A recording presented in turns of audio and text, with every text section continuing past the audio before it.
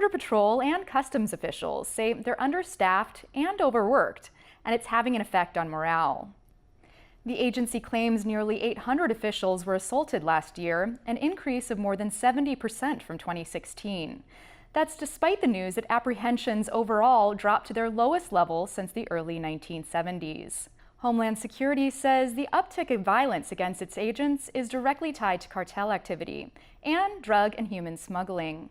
Nancy Montoya reports on the Border Patrol Tucson Sector's approach to helping its agents cope.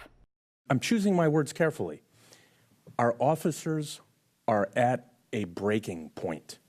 Anthony Reardon is the president of one of the unions that represents Customs and Border Protection officers. He warned Congress that chronic overtime hours and low morale are a deadly combination for all CBP employees. There has been a dramatic increase in the number of suicides among CBP officers. There has been, I've heard from the agency, a dramatic increase in the number of substance abuse cases, a dramatic increase in the number of domestic violence cases. In the field, agents must always be prepared for the worst. They were checking an area known for smuggling activity, and they came upon 4 subjects that were found deceased, lying underneath another tree together. My experience is Border Patrol agents are one of the most stressful jobs in our society. So you just got one right now, Phil, and that one's late?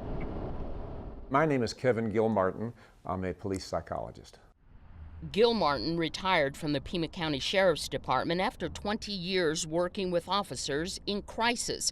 He now travels the country helping law enforcement agencies, including the FBI and DEA, deal with stress and mental health issues.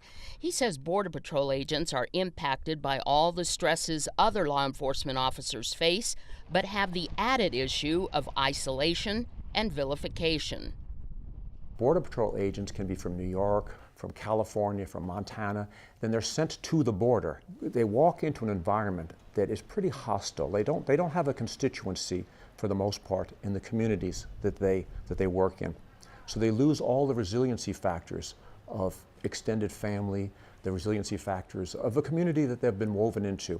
So their only identity in those communities is as a Border Patrol agent.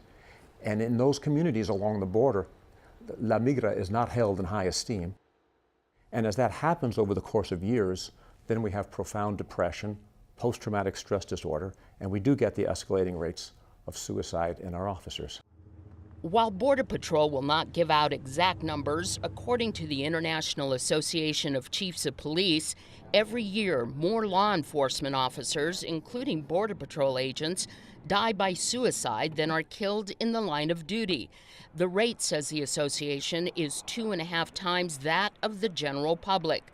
Now, in the past, Border Patrol management has avoided talking about mental health issues, including suicide. But the new Tucson Sector Chief, Rodolfo Karisch, says he is determined to change the culture. Any suicide, first of all, is too many.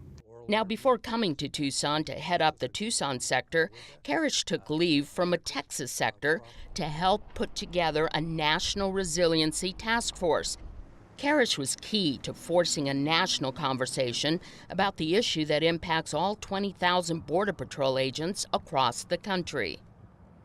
Key to that, of course, was communication. Because remember, as I previously indicated, we didn't do a good job of talking about it. We also had to remove the stigma of reaching out for help. We always in law enforcement viewed that as maybe a sign of weakness, but that's not a sign of weakness. That's actually a sign of strength, of reaching out for help. So what we need to do is start communicating that to our employees, is to let them know that there is someone that they can reach out for help, and there is no stigma behind that. Ready to go, buddy? Let's do it. Let's do it. So the Border Patrol Tucson sector increased its peer support program and chaplain program. My name is Agent Nick Robbs. I am a Border Patrol agent here in Tucson sector. I've been an agent since 2011. I've been a chaplain for the last few years. The Tucson sector now has 24 chaplains like Robbs and 120 active peer support trained members. Agent Robbs started in peer support. As a peer support member, I was able to talk to other agents, on a peer level about stresses that they might be going through, stressors on the job, family life, financial stressors, whatever the case may be. You're going to have those ups and downs, right? We understand you're not the only one. That's the thing, is you're part of this community. And then after that, I became an official chaplain for the Border Patrol, and I was able to guide them through the issues that they might be dealing with. We can address the spiritual side of the house.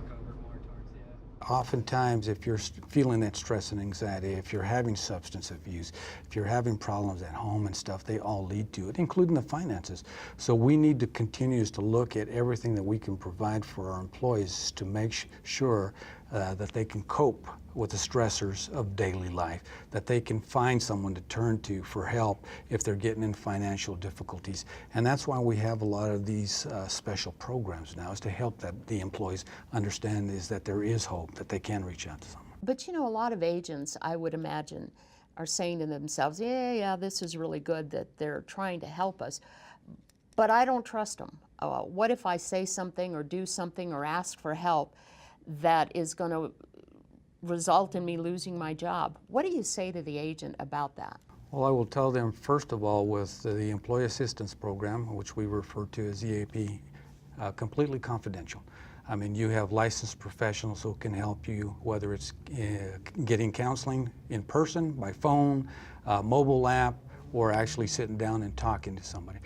Management doesn't get a report back based on what those conversations are. If you were